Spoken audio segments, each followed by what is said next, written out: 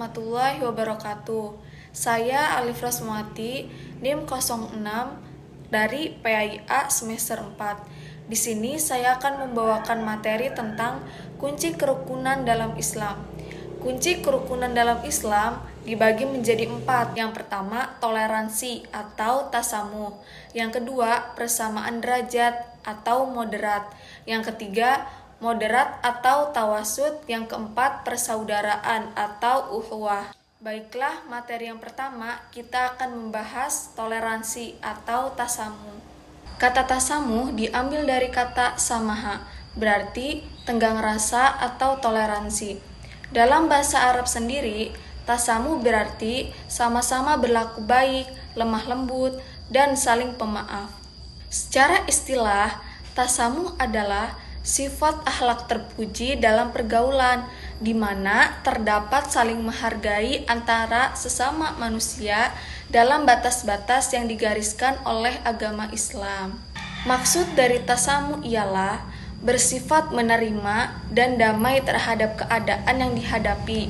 Misalnya, toleransi dalam agama ialah sikap saling menghormati hak dan kewajiban antar agama.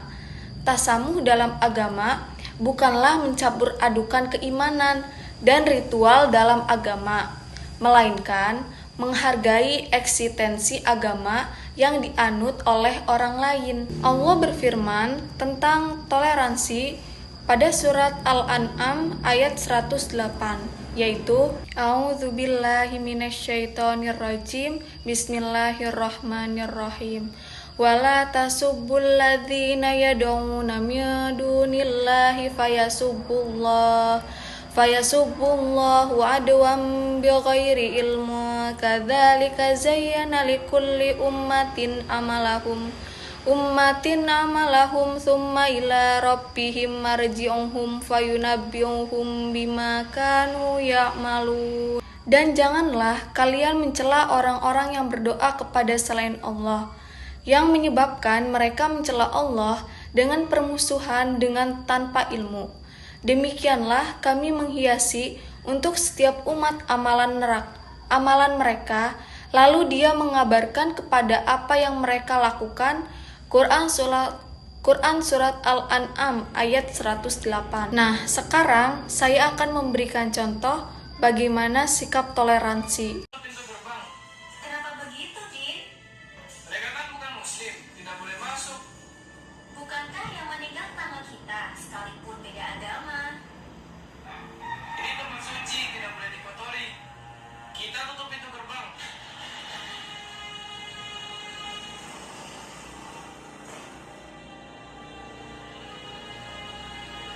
Din, ngapain gerbang ditutup?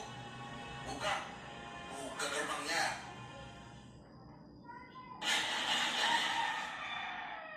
Sini kalian semua, Udin, Ari, mendekat ke Ustadzul Mudhi.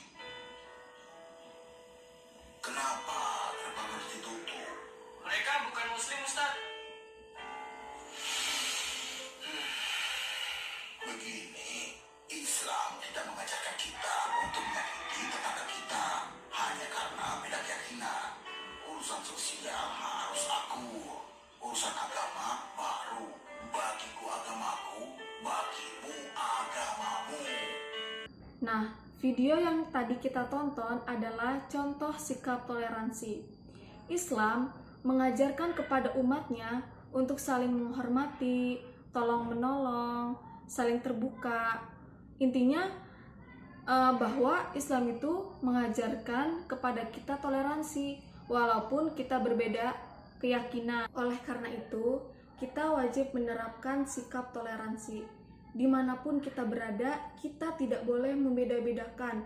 Nah, materi selanjutnya, persamaan derajat atau musawah. Kata musawah berasal dari kata dasar sawa, berarti meratakan atau menyamaratakan. Secara bahasa berarti kesamaan atau ekualitas. Sedangkan secara istilah, musawah adalah sikap terpuji di mana memandang bahwa setiap manusia memiliki harkat dan martabat yang sama.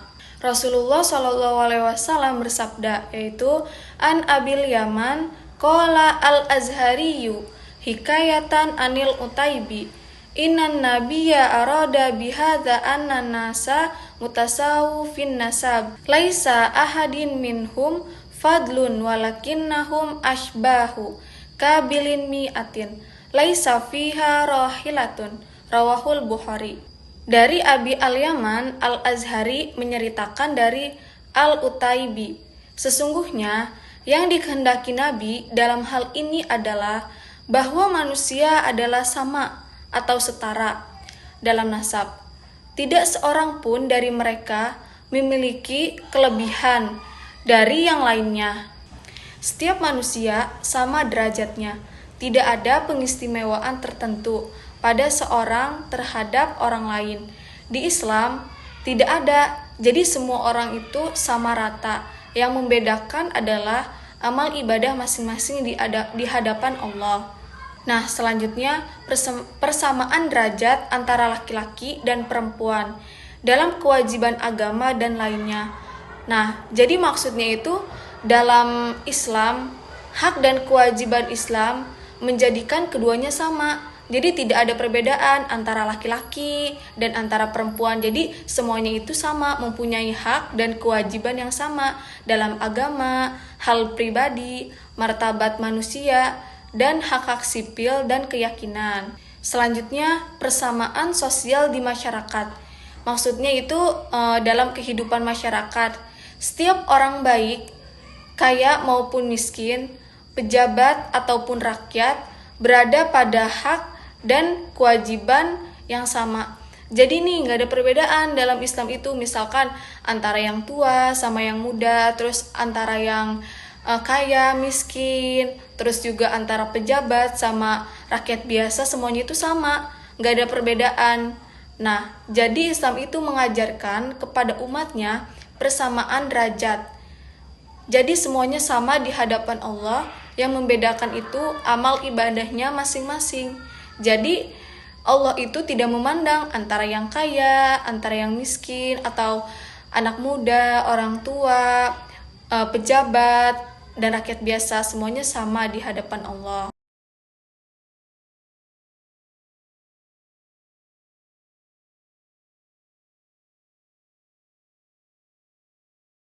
Dari video yang kita tonton tadi, itu menjelaskan tentang persamaan derajat atau musawah.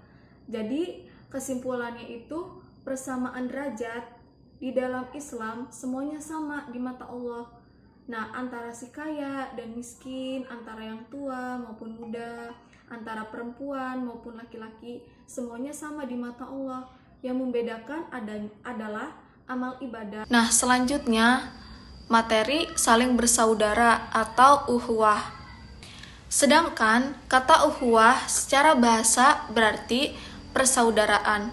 Secara istilah, ukhuwah adalah sikap terpuji di mana menumbuhkan perasaan kasih sayang, persaudaraan, kemuliaan, dan rasa saling percaya terhadap orang lain. Allah Subhanahu wa taala berfirman pada surat Al-Hujurat ayat 10.